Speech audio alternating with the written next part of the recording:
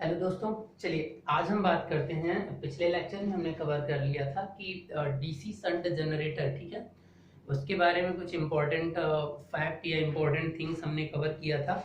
आज हम कवर करते हैं फ्रेंड डीसी सीरीज जनरेटर्स कि अगर इस तरह के जनरेटर आपको मैन्युफैक्चरिंग करने हैं तो क्या क्या होगा और किस तरह से इसका सिंबल बनेगा और किस तरीके से आप इसमें नेटवर्क्स के फार्मूले को यूज करोगे। ठीक है, चलिए ये मेथड्स डिवाइड क्या है कि इस टाइप के जनरेटर में आप फील्ड कॉइल्स को, ठीक है, आर्मेचर कॉइल के साथ क्या करेंगे, सीरीज में कनेक्ट करेंगे। ठीक है, पिछले शंट जनरेटर में क्या था कि आप उसमें शंट में कनेक्ट कर रहे थे, लेकिन इसमें क्या करना है, आपको सीरीज में कनेक्ट करना है। What is the meaning of this one कि मान लीजिए ये आपकी क्या है, शंट कॉइल है। ठीक है, चलिए भाई, अब यहाँ पे कोई दो टर्मिनल होगा इसका, मान लीजिए ये दो टर्मिनल हो गया। अब लोड कनेक्ट करना है, यहाँ पे इससे लोड कनेक्ट होगा और मैंने सेम जो लिया था, आप कुछ इस तरह का कनेक्शन बनाइए। ठीक है, देखिए ध्यान से जरा। अब मैं एक पोल को दिखा रहा हूँ फ्रेंड्स, सारे पोल को यहाँ रिप्रेजेंट करने की जरूरत नहीं है। अगर आप रिप्रेजेंट करना चाहते हो, ये फेरोमैग्नेटिक मटेरियल का एक पोल को मैं दिखा रहा हूँ। एक पोल पर आपने कुछ इस तरह से वाइंडिंग करी और ये है फील्ड वाइंडिंग। लेकिन अगर डीसी सीरीज की जब हम बात करेंगे तो चलिए इतने ही टर्न रहने दीजिए। ठीक है, बेसिकली इससे भी कम होंगे, अभी हम देखेंगे क्या होता है। तो क्या करना है कि लोड, मान लीजिए कि इससे लोड कनेक्ट है, तो कैसे आप सीरीज में कनेक्ट कराना, तो कैसे कनेक्ट करोगे बताओ। आप क्या करो कि इस वाले टर्मिनल से इसको यहाँ पे निकालो और इसको इससे क्या कर दो, ज्वाइंट कर दो और इसको आगे बढ़ाओ और इसके बीच में क्या कर दो, वी, मतलब इसके बीच में अगर आप लोड कनेक्ट कर दे रहे हो तो ये सीरीज में, देखिए ये आपकी फील्ड कॉइल हो गई, ये आपकी फील्ड कॉइल है और ये आपका आर्मेचर कॉइल है।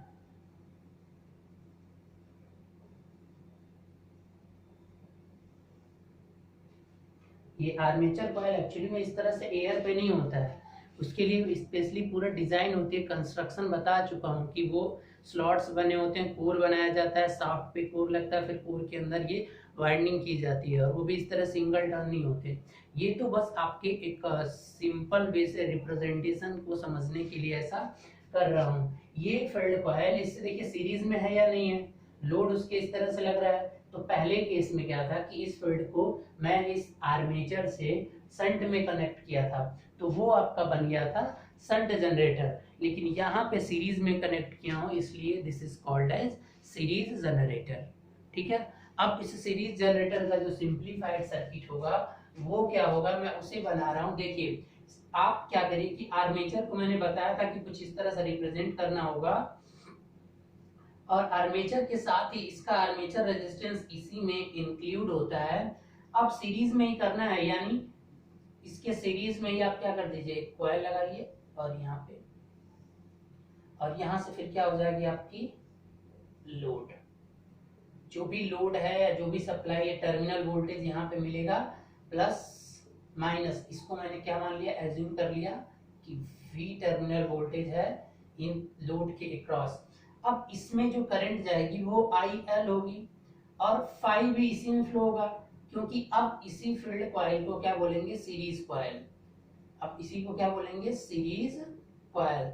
अब गाइस बताइए कि जो यहाँ से आर्मेचर करंट निकल रही है, वही आर्मेचर करंट इस फील्ड में भी जा रही है और वही लोड को भी जा रही है। तो सीरीज जनरेटर के केस में हमेशा यहाँ से आपका E जनरेट होगा और यहाँ पे जो आर्मेचर करंट होगी वो इज इक्वल टू होगी किसके, फील्ड करंट के, मतलब IF, और वही इज इक्वल टू होगी किसके, I load. Remember that point कि सीरीज कनेक्शन में आपके सारे के सारे करंट क्या होंगे, सेम होंगे। ठीक है, तो इस कंडीशन में अगर आप चाहते हो, अब डिजाइन के बाद से आ जाओ कि लोड करंट क्या होगा बेटा, बहुत हाई होगा, और जो लोड करंट होगा वही फील्ड करंट भी होगी। यानी इस सीरीज कॉइल को बहुत ज्यादा अमाउंट ऑफ करंट को क्या करना है, सस्टेन करना है। तो अगर कोई भी आपके पास टर्न्स आपने लिए हैं और ज्यादा नंबर ऑफ अगर करंट उसे सस्टेन करना है, तो आपको उसके क्रॉस सेक्शन एरिया को क्या करना पड़ेगा, इंक्रीज करना पड़ेगा। तो आप यहाँ पे क्या करोगे कि इसके क्रॉस सेक्शन एरिया को क्या कर दीजिए, इंक्रीज कर दीजिए। और ये जो वाइंडिंग होगी, अब यहाँ पे एक बात बताइए मुझे कि ये जो सीरीज कॉइल होगा, यानी आर एस ई से डिनोट कर रहा हूँ, आर सीरीज, इसके बारे में कुछ फैक्ट्स निकल कर आएंगे कि पहले ये लेस नंबर ऑफ टर्न्स होगा। क्यों लेस नंबर ऑफ टर्न्स होगा, क्योंकि करंट ऑलरेडी बहुत ज्यादा है, तो एमएमएफ ऐसे ही बहुत ज्यादा प्रोड्यूस हो जाएगा। अब टर्न को भी बहुत कर दोगे तो बहुत ज्यादा फ्लक्स हो जाएगा। तो लेस नंबर ऑफ टर्न, ठीक है, 2 4 5 जितनी भी रख लो, ठीक है, 5 to 10 मैक्सिमम रखा जाता है। अब लेस नंबर ऑफ टर्न्स तो यहाँ पे लगेंगे। और दूसरा पॉइंट ये होगा, दूसरा पॉइंट ये निकल कर आएगा कि हमें क्या चाहिए कि थिक कंडक्टर चाहिए। क्या चाहिए, थिक कंडक्टर। अभी अगर संट रहता तो संट में क्या था, थिन कंडक्टर यूज करते, ठीक है, लेकिन यहाँ पे आप क्या करोगे, थिक कंडक्टर, मोटा कंडक्टर, क्योंकि लार्ज अमाउंट ऑफ करंट को उसे अपने अंदर सस्टेन करना है, क्योंकि वो कॉइल सीरीज में लगी हुई है लोड के साथ, ठीक है। तो लोड के साथ सीरीज में लगने का मतलब जो अमाउंट ऑफ करंट लोड को जाएगा, वही अमाउंट ऑफ करंट किसमें जाएगा, सीरीज में जाएगा। अब यहाँ पे एक बात बताइए कि अब अगर लोड चेंज हो रहा है, एक और चीज कि लोड आपका अगर चेंज हो रहा है तो आपका फ्लक्स, क्योंकि फील्ड भी उसी के इक्वल टू है, तो आपका यहाँ पे जो फ्लक्स होगा, जो जनरेट हो रहा है, वो डिपेंड करेगा लोड करंट पे। क्योंकि लोड आप जैसे जैसे चेंज करोगे तो सीरीज में उसके सेम वही amount of current series coil में भी फ्लो होगी, तो यानी फ्लक्स भी बदलेगा। मतलब ये कांस्टेंट फ्लक्स मशीन नहीं होगी, not a constant flux machine, not a constant flux machine, ठीक है। यानी flux dependent on, flux will depend on the load. यानी जो फ्लक्स यहाँ पे जनरेट होगा गाइस, वो आपके लोड पे क्या करेगा, डिपेंड करेगा। बात आई समझ में। तो इस प्रकार का जो कनेक्शन अगर बनेगा इस तरह से, तो अब इसका इम्प्लीमेंटेशन कहाँ पे होता है गाइस, अभी हम टॉर्क को जब पढ़ेंगे तो उसके बाद वी विल सी कि ये आपका बहुत ज्यादा अमाउंट ऑफ टॉर्क प्रोड्यूस करेगा। और एक और खासियत इस बात की जरा ध्यान दीजिएगा कि चलिए, आई होप कि ये समझ गए आप लोग। इसका एक स्क्रीनशॉट ले लीजिए, इसके बाद हम आपको एक यहीं पे छोटी सी चीज बताता हूँ।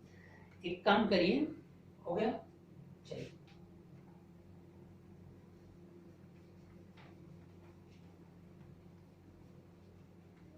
अभी हमने टॉर्क के बारे में कोई डिस्कस नहीं किया कि टॉर्क कितना होगा इस मशीन में, पहले हम टॉर्क को देखेंगे, इसके बाद फिलहाल ये लोड हटा दीजिए, मतलब लोड मत लगाइए।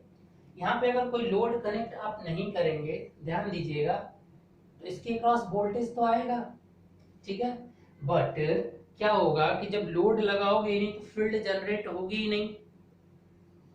अगर डीसी आपका सीरीज जनरेटर है तो यहाँ पे आपका वोल्टेज का बिल्डअप तभी होना है जब आप देखो, जैसे ही आप ये लोड हटाओगे तो आईएल आना नहीं है, आईए आना नहीं है।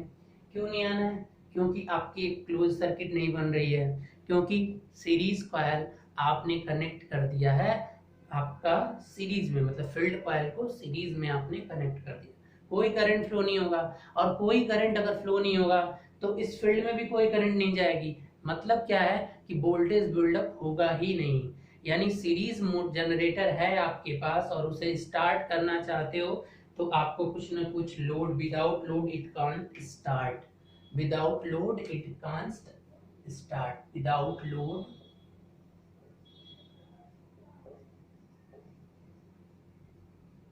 it can't start। I hope you can understand कि डीसी सीरीज जनरेटर विदाउट आपके लोड के क्या हो सकता है, स्टार्ट नहीं हो सकता है, क्योंकि वोल्टेज का बिल्डअप नहीं होगा, क्योंकि फ्लक्स का जनरेशन ही नहीं होगा। जब तक क्लोज पाथ नहीं बनेगा तब तक फील्ड में कोई करंट फ्लो नहीं होगी, और फील्ड में गाइस फ्रेंड फ्लक्स करंट नहीं जाएगी तो फ्लक्स आएगा नहीं, क्योंकि फ्लक्स का ओरिजिनेशन ही यहाँ पे करंट से होता है। ये बेसिक में देखो, इसीलिए मैंने आपको बोला था कि बेसिक वाली चीजें हमेशा बार बार आएंगी, कि अब यहाँ पे उस चीज को मैं ज्यादा नहीं समझाने की कोशिश करूंगा, ठीक है। चलिए, आई होप आप समझ गए होंगे कि अब हम बात करते हैं कि चलिए लोड को लगा दीजिए। मान लीजिए कि यहाँ एक रेजिस्टिव लोड लग गया और उसका नाम मैंने क्या दे दिया, RL। तो अब इसमें जो करंट जाएगी, अब उसको IA मानिए या RL, IA ही मान लीजिए। अब इस केस में अगर मैं IA लिखूं, IF लिखूं, या तो क्या लिखूं, IL, तीनों एक ही हैं, कोई चेंजेस नहीं होने वाला है। तो अगर अब आप KVL लगाना चाहते हो बाय यूजिंग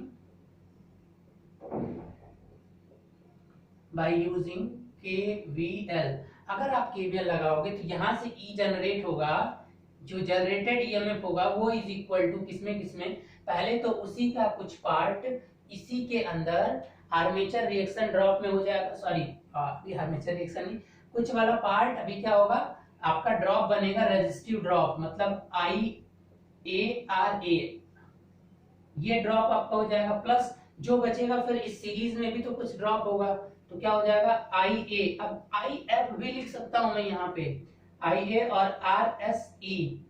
इसीलिए जो अब यहाँ पे रेजिस्टेंस रखा जाता है, इस रेजिस्टेंस को क्या रखना होता है, R सीरीज की वैल्यू को क्या रखना होता है, लेस रखना होगा। अगर इसे आप कम रखोगे, वहां पे क्या रखा जाता था बेटा, बहुत हाई रखा जाता था संट में, लगभग 50 से 200 ओम।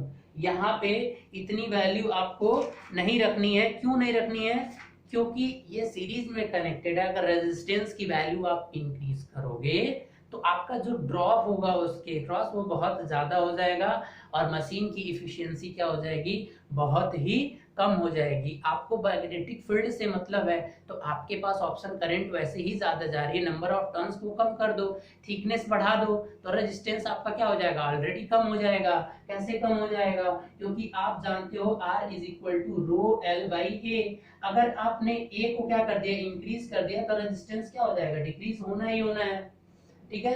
तो इसीलिए आप यहाँ पे थिक कंडक्टर यूज कर रहे थे, क्योंकि अब ये वाला ड्रॉप भी इसमें इंक्लूड होता है। इसीलिए आप इस वाली सीरीज कॉइल को जब भी देखोगे तो ये आपका बहुत कम ओम में क्या रहेगा, मेंशन रहेगा। जब भी आपके पास कोई न्यूमेरिकल्स या कुछ भी आता है तो इस तरह से वो प्रोवाइडेड रहेगा, ठीक है। तो आई होप अब प्लस क्या हो जाएगा, आपका जो टर्मिनल वोल्टेज मिलेगा, और टर्मिनल वोल्टेज यानी यहाँ पे जो हम V कर रहे हैं, अब V की जगह पे क्या हो जाएगा कि V कब मिलेगा, जब ISC ड्रॉप यानी ड्रॉप लगाओगे, इसके क्रॉस वोल्टेज कोई लोड है, हमें पता नहीं कौन सा लोड है, अभी आपने एज्यूम नहीं किया, आप लोड लिख दो ना बस, यहाँ पे इस तरह से बना लो, लोड के क्रॉस वोल्टेज V है, तो अब इस तरह से आप क्या कर सकते हो, रिप्रेजेंटेशन कर सकते हो। अगर रेजिस्टिव लोड हो गया तो इस V की जगह आप IARL कर सकते हो। सिंपल नेटवर्क है, ठीक है, ज्यादा कंफ्यूज नहीं होना है, यहाँ पे कोई नई चीज नहीं चल रही है जिससे आपको इतना दिमाग लगाना है, ठीक है। हाँ, ये वैल्यूज कैसे सेलेक्ट हो रही हैं, क्यों ऐसा हो रहा है, क्यों इसे थिक कंडक्टर लिया जा रहा है, लेस नंबर ऑफ टर्न्स ले रहे हैं, ठीक है, क्योंकि लेस नंबर ऑफ टर्न्स, क्योंकि R यहाँ पे डायरेक्टली प्रोपोर्शनल टू L के होता है, ध्यान से देखिएगा, और R प्रोपोर्शनल टू 1/A होता है। तो अगर आप रेजिस्टेंस को कम रखने की कोशिश करोगे तो कब ये पॉसिबिलिटीज कब है, ये पॉसिबिलिटीज तभी है कि अगर R आपकी रिक्वायरमेंट है R को कम रखना, अगर आप रेजिस्टेंस कम करना चाहते हो तो लेंथ को भी आपको कम रखना पड़ेगा, और लेंथ कम रखने का मतलब नंबर ऑफ टर्न से ही तो मतलब है, लंबा लेंथ होने का तो नंबर ऑफ टर्न्स ज्यादा है ना, तो आपको उसे भी तो कम रखना पड़ेगा। आई होप आप समझ गए होंगे। और यहाँ पे R को अगर कम रखना है तो A को क्या करना पड़ेगा, इंक्रीज करना पड़ेगा, क्योंकि यहाँ पे इनवर्सली रिलेशन होता है। I hope you can understand कि अब जो सीरीज आप फील्ड कॉइल्स बनाएंगे वो आपका थिक कंडक्टर से बनेगा, नंबर ऑफ टर्न्स क्या होगा, लेस होगा, ठीक है, क्योंकि उसकी वैल्यू रेजिस्टेंस को क्या रखना होगा, कम रखना होगा। अब इसमें KVL लगाकर और इस तरह से आप सॉल्व कर सकते हो। और गाइस एक और चीज मैं यहाँ पे बताना चाहूंगा कि अगर यही मोटर होता, डीसी सीरीज मोटर, तो कोई भी चेंजेस नहीं आते, बस ये करंट की डायरेक्शन आप बदल दीजिए, करंट की डायरेक्शन आप बदल दीजिए। मोटर और जनरेटर का एक्शन कंस्ट्रक्शन सारे सेम ही होते हैं, बस करंट की डायरेक्शन अभी क्या है कि ये आर्मेचर जो है लोड को करंट सप्लाई कर रहा है, बट जब मोटर के कंडीशन में होगा तो अब ये सप्लाई इसको करंट प्रोवाइड करेगी और जो प्राइम मूवर इसे चला रहा था अब वो रोटेट करेगा। I hope you can understand this phenomena.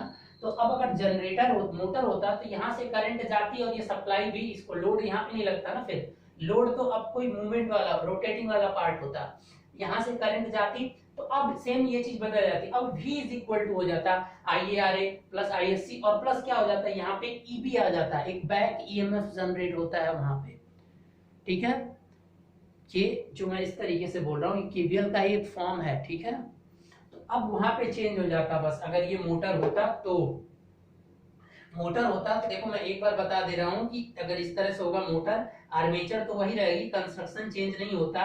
अब यहाँ से आपकी सीरीज कॉइल होगी और यहाँ से आपका सप्लाई, अब ये क्या होगी सप्लाई करंट, सप्लाई वोल्टेज यहाँ इसके क्रॉस लगाओगे, अब करंट यहाँ से इधर जाएगी, यही आर्मेचर करंट होगी और ये आपका RSC, यहाँ पे RA भी होगा और यहाँ पे एक बैक EMF भी जनरेट होता है मोटर के केस में। क्यों होता है बताएंगे अभी। वैसे जो मैंने एनर्जी बैलेंस का रूल बताया था वहां पे बताया था कि किसी मोटर जनरेटर में दोनों एक्शन साथ में होते हैं, इंड्यूस्ड ईएमएफ और टॉर्क दोनों आते हैं, दोनों में बैलेंस करने के लिए। अगर आपने नहीं देखा है तो प्लीज वो वीडियो आप देख लेना। तो यहाँ पे बैक ईएमएफ आता है, तो अगर इसके लिए आप केवीएल लिखना चाहोगे तो V इज इक्वल टू क्या हो जाएगा, अब इधर से चल लो ना आप इस तरह से, तो अब IaRSE प्लस इसमें R इसका रेजिस्टेंस भी है भाई, वो इसी में हिडन होता है, IA armature resistance into RA armature resistance और आर्मेचर करंट प्लस बाकी जो बचेगा वो ड्रॉप, वो मतलब कहाँ जाएगा बैक ईएमएफ, और बैक ईएमएफ का जो फार्मूला वो भी सेम ही होगा friend, phi ZNP divided by 60A। तो मोटर के लिए मैं आपको यहीं से आपको पहले ही बता रहा हूँ कि मोटर और जनरेटर में जो इस तरह के क्वेश्चंस आते हैं तो उसमें बस केवीएल को बदलना है, यानी करंट की डायरेक्शन को बदल के फिर केवीएल यूज कर लेना है, कोई प्रॉब्लम नहीं है क्योंकि दोनों का कंस्ट्रक्शन सेम होता है। बात आई समझ में? चलिए आई होप कि आपको ये समझ में आ गया होगा। चलिए अब शंट आपने पढ़ लिया, सीरीज आपने पढ़ लिया, अब हम बात करते हैं कि कंपाउंड जनरेटर्स की। ठीक है, तो कंपाउंड जनरेटर्स के लिए जो सारे टाइप्स हैं, कंपाउंड जनरेटर आपका किसमें होता है, दो टाइप में डिवाइड हो जाता है आपका, किसमें लॉन्ग शंट और शॉर्ट शंट। तो उसे हम एक अलग वीडियो में डिस्कस कर लेंगे। अभी हम क्या करते हैं कि एक न्यूमेरिकल कर लेते हैं। ठीक है गाइस, एक इस पे न्यूमेरिकल करिए आप और उसका आंसर मुझे जरूर बताइएगा।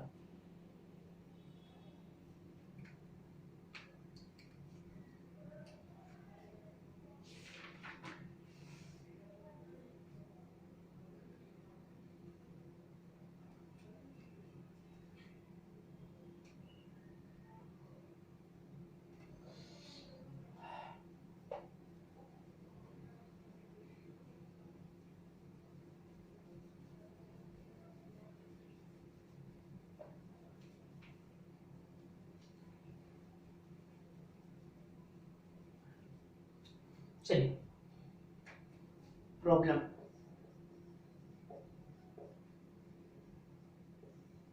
मैं यहाँ पे लिख रहा हूं, a DC series generator having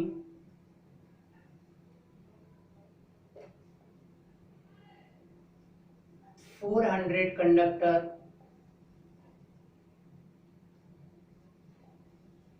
400 conductor lap winding, lap wound 4 pole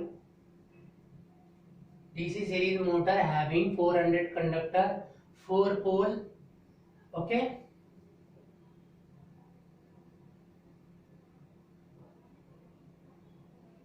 pole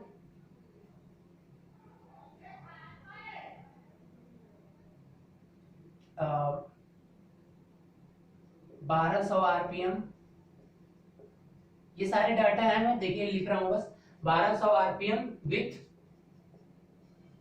flux पर पोल, फ्लक्स पर पोल 0.45 मिलीवेबर, 0.45 मिलीवेबर, ठीक है, to supply a load, to supply a load current 20 ampere, to supply a load current 20 ampere, ठीक है। then find the supply voltage, then find the supply voltage, ठीक है। और given यहाँ पे ये भी है, गिवन RA आर्मेचर रेजिस्टेंस आपका 0.2 ओम, ठीक है फ्रेंड, और आपका जो RA दे दिया है और क्या RSE भी दे दिया है, RSE इज इक्वल टू वो भी आपका 0.2 ओम है, ठीक है। ये डाटा आपको प्रोवाइड है, ठीक है। आपको बताना है कि V यानी सप्लाई वोल्टेज आपको बताना है। चलिए अभी तो मैं यहाँ पे इस क्वेश्चन को सॉल्व कर रहा हूँ, ठीक है, बट आपको क्या करना है कि आप अभी वीडियो को कुछ देर के लिए पास करिए। ओके गाइस, लिसन केयरफुली, आप वीडियो को पास करिए यहाँ पे, ठीक है, 1 से 2 मिनट का टाइम लीजिए और पहले इस क्वेश्चन को सॉल्व कर लीजिए, पूरे अच्छे से पहले सोचिए इसके बारे में, और सॉल्व करने के बाद से जो आपका आंसर आ रहा है फिर आप मेरे प्रोसेस को, फिर वीडियो को स्टार्ट करिए और फिर इस क्वेश्चन का आंसर आप क्या कर लीजिए, मिला लीजिए, ठीक है। आई होप आप समझ गए होंगे क्या करना है। चलिए अभी वीडियो को आप कुछ देर कर लीजिएगा पास। चलिए अब मैं इसे सॉल्व करता हूँ। देखिए इस सॉल्यूशन में जो चीजें वैल्यू दी रही होती है, पहले तो आपको पता है कि आपके माइंड में जब इस क्वेश्चन को कर रहे होते हो ना स्टार्टिंग में, अभी आप एग्जामिनेशन में नहीं हो, तो पहले माइंड में पूरा का पूरा एक पिक्चर बन जानी चाहिए कि कंडक्टर कहाँ पे होता है, करंट क्या होती है, कैसे फ्लो होती है, ये सब चीजें एक, क्योंकि इससे गलती नहीं होगी, अदरवाइज एक रूटीन को फॉलो करोगे ना, एक प्रोसीजर कि ये ऐसे करना है ऐसे करना है, तो वहां पे गलती होगी तो आपको पकड़ नहीं पाओगे। लेकिन अगर उसकी पिक्चर बनी हुई है तो आप हो सके तो गलती कम करोगे। आई होप पहले देखिए कि डीसी सीरीज जनरेटर है, पहली बात तो सीरीज जनरेटर है और हैविंग 400 कंडक्टर, यानी नंबर ऑफ जेड, कंडक्टर को किससे रिप्रेजेंट करने के लिए मैंने बोला था आपको, जेड से आप इसे एक्सप्लेन डिनोट करिए, तो कितने हो गए, 400 कंडक्टर हो गए आपके। अब लैप वाउंड है, तो लैप वाउंड होने की वजह से, लैप वाउंड है ये मशीन, लैप वाउंड होने की खासियत क्या है, लैप वाउंड होने की वजह से आपका number of armature pole is equal to किसके हो जाएगा, पोल के होगा, तो इसलिए आपका A इज इक्वल टू कितना हो जाएगा, A is equal to P और इज इक्वल टू कितना हो जाएगा 4, क्योंकि 4 पोल की मशीन है, ये आपका मेंशन है। अब स्पीड जो दिया हुआ है वो भी आपका कितना है, 1200 आरपीएम स्पीड, यानी 1200 पे उसका जो रोटर वाला पार्ट है यानी आर्मेचर, वो क्या किया जा रहा है, घुमाया जा रहा है। अब क्वेश्चन क्या है कि विद द फ्लक्स पर पोल, फाई जो होता है वो फ्लक्स पर पोल ही होता है, हमेशा वो पर पोल यहाँ होना चाहिए, ये जरूर आप देख लेना, केवल फ्लक्स नहीं होता है, यानी वेबर में नहीं हो, वेबर में ही होगा, लेकिन फ्लक्स पर पोल वहां पर रिप्रेजेंट होना चाहिए। देन हियर 0.5 मिली वेबर को चेंज कर लीजिए, 10 टू द पावर वेबर, ये डाटा आपको मिल गया। लोड करंट, लोड करंट का मतलब IL, IL is equal to, यहाँ पे IA भी होता है और वही इज इक्वल टू IF भी होता है, तो तीनों लिख दीजिए 20, क्योंकि आपका सीरीज जनरेटर है।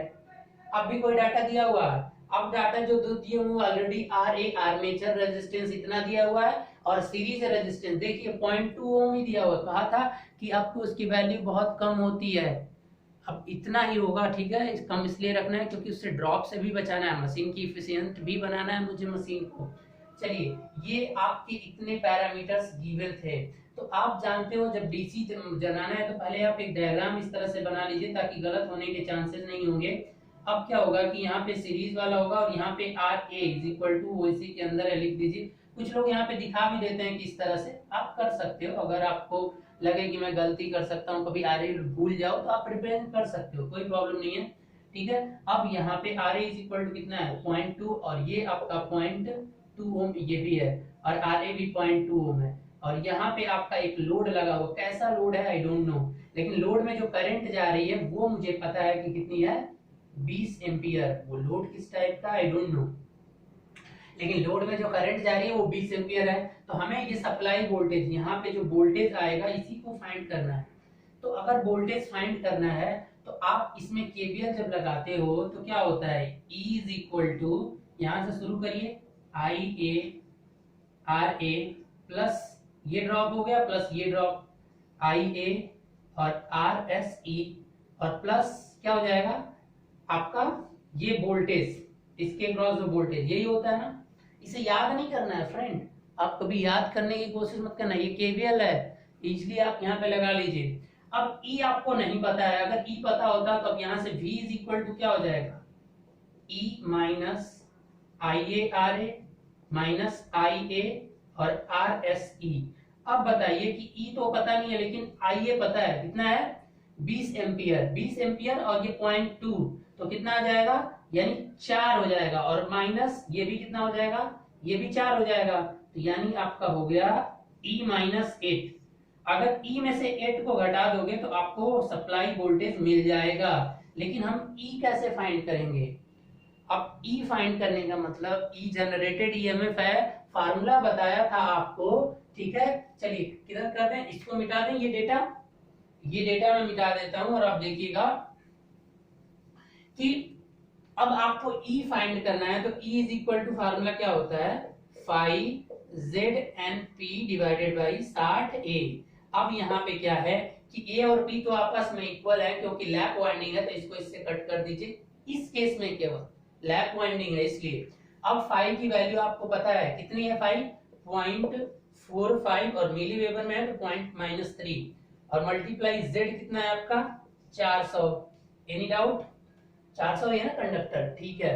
अब स्पीड कितनी है, आरपीएम है तो आरपीएम में ही तो रखनी होती है, तो 1200 और डिवाइडेड बाई आपका कितना हो जाएगा 60। अब देखिए ये 10 टू द पावर -3 मिलके ये 2 और ये 3 जीरो खत्म कर देंगे और एक जीरो यहाँ से खत्म हो जाएगा। अब कितना हो जाएगा,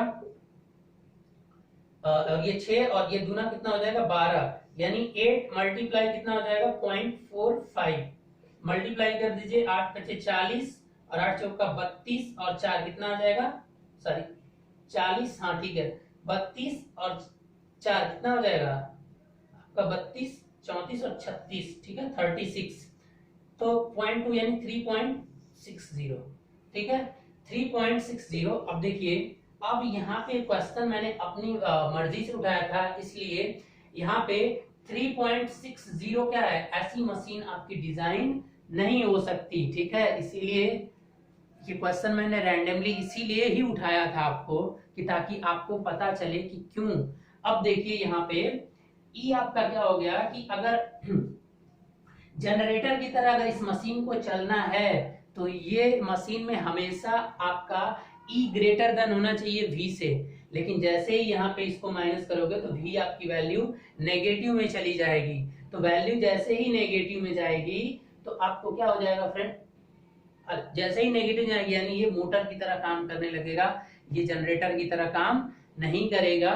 तो अगर आपको इसे जनरेटर की तरह मैन्युफैक्चर करना है तो आपको ये इंड्यूस्ड ईएमएफ क्या करना पड़ेगा, बढ़ाना पड़ेगा।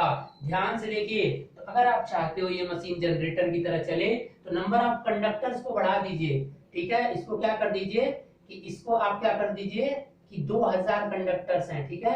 कंडक्टर्स कितने हैं 2000 एज्यूम कर लीजिए। अब मैंने देखिए मॉडिफिकेशन किया है इस क्वेश्चन में, क्योंकि E-8 3.6 में से 8 करोगे तो V नेगेटिव आएगा और V के नेगेटिव आते ही इसका मतलब कि वो मोटर की तरह काम करने लगेगा, जनरेटर नहीं बन पाएगा। तो हम इसमें थोड़ा सा मॉडिफिकेशन करते हैं और वो मॉडिफिकेशन यहाँ आएगा 2000। तो अब इसकी जगह क्या हो जाएगा आपका, देखिए 2000। तो अब 2000 की वजह से क्या हो जा रहा था, एक जीरो तो इससे कटा था और एक जीरो और बाकी ये 2 जीरो इसके खत्म करेंगे। अब ये 20 यानी ये कितना आ जाएगा 40 और मल्टीप्लाई 0.45, ठीक है। तो अब या तो आप यहाँ से कंडक्टर्स को नहीं बढ़ा के आप फील्ड को भी बढ़ा सकते थे अगर आप चाहते ही हो जनरेटर को। देखो क्यों इस तरह का क्वेश्चन ले रहा हूँ, ये स्टैंडर्ड क्वेश्चन नहीं, एग्जाम में इस तरह क्वेश्चन नहीं आएंगे, आपके कॉन्सेप्ट को समझाने के लिए कि अगर ये फील्ड कितनी होनी चाहिए नॉर्मली, ठीक है, इस तरीके की चीजों के लिए। अब यहाँ पे कितना आ जाएगा फिर गाइस, अभी से जरा सा पॉइंट करिए, तो ये आपका कितना आ जाएगा 4.5 और मल्टीप्लाई 4, यानी 4 पचे 20 और 4 चौका 16 17 18, यानी 18 वोल्ट आपका आ गया अब लगभग। अब अगर V यहाँ से निकालोगे तो अब V इज इक्वल टू कितना 18 माइनस 8, यानी कितना आ जाएगा 10 वोल्ट, यानी क्या हो जाएगा कि 10 वोल्ट। तो जब क्वेश्चन मैन्युफैक्चरिंग होता है ना एग्जाम के लिए, तो वो स्टैंडर्ड होता है कि इतना अमाउंट ऑफ करंट हो सके। तो इसमें जो क्वेश्चन लिया था ये 20 एम्पियर की करंट उधर नहीं जा पा रही थी, अब अगर 20 एम्पियर की करंट भेजना ही है तो आपको वहां से इतना जनरेशन भी तो होना चाहिए, ठीक है। तो जनरेशन अगर बढ़ानी है तो आप नंबर ऑफ कंडक्टर्स को बढ़ाइए, या तो जो फील्ड है उसको बढ़ाइए, या तो आप क्या कर दीजिए मैन्युफैक्चरिंग प्रोसेस में, मैन्युफैक्चरिंग करते समय तीनों को बढ़ा सकते हो, 2000 इसको बढ़ा दो, या तो आप क्या कर सकते थे स्पीड भी ज्यादा घुमा सकते थे, या तो आप इसको भी क्या कर सकते थे इंक्रीज करके आप अपने इंड्यूस्ड ईएमएफ को क्या कर सकते थे इंक्रीज कर सकते हो। तो आई होप गाइस आपको समझ में आ गया हो। इस तरह से जो क्वेश्चंस आएंगे उसमें हमेशा ई की वैल्यू अधिक ही आएगी जो स्टैंडर्ड क्वेश्चन एग्जामिनेशंस में पूछे जाएंगे। अब चलिए अब एक क्वेश्चन आपको देते हैं और उस क्वेश्चन को आप करके और कमेंट कर दीजिएगा, ठीक है। क्वेश्चन ये है कि एक डीसी सीरीज जनरेटर है, ठीक है। अब यहाँ पे एक चीज तो मैंने बताया नहीं आपको, क्योंकि डीसी सीरीज जनरेटर के लिए जो E प्रोपोर्शनल टू फाई और एम दोनों पे डिपेंड करेगा फ्रेंड, ये बात याद रखना, ठीक है। फाई पे भी डिपेंड करेगा क्योंकि क्या है ये सीरीज जनरेटर है। तो अब ये केस वहां पे मैंने मिस किया था, इसको एक्स्ट्रा बढ़ा लेना उसमें। अब क्वेश्चन आपके लिए है, क्वेश्चन ये है कि किसी भी मशीन के आपका इंड्यूस्ड यानी इंड्यूस्ड ईएमएफ 10% आपका क्या हो गया इंक्रीज हो गया, ठीक है। इंड्यूस्ड ईएमएफ 10% इंक्रीज करने के लिए टू, क्वेश्चन सुनिए ध्यान से, to improve induced EMF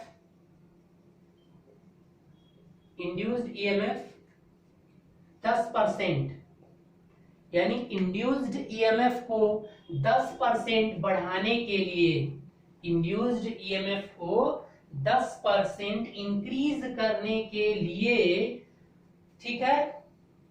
how many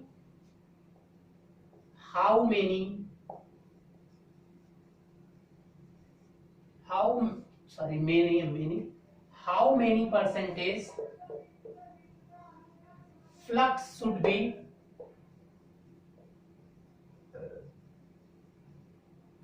should be increases or decreases। अब ये आप सेलेक्ट करो कि इंक्रीज करना पड़ेगा कि इंक्रीज करना पड़ेगा। एज्यूम n इज कांस्टेंट, यानी स्पीड को आपको मान के चलना है कि स्पीड हमने क्या कर दिया कांस्टेंट किया। चलिए जल्दी से आप इस क्वेश्चन का आंसर प्लीज इस वीडियो को देखने के बाद, अगर आप देख रहे हो तो मुझे रिस्पॉन्ड आना चाहिए कि आपने अच्छे से इस वीडियो को देखा है, तो नीचे आप कमेंट कर देना इसके आंसर को, ठीक है गाइस। ओके चलिए आई होप कि आप समझ गए होंगे, इसको आपको कमेंट करना है और ये वीडियो अगर पसंद आई हो तो शेयर करिए, आप ज्यादा से ज्यादा इसे शेयर करिए, ठीक है, और लाइक करते रहिए, ठीक है। ओके गाइस थैंक यू, मिलते हैं अगले वीडियो में आपका कंपाउंड जनरेटर। ओके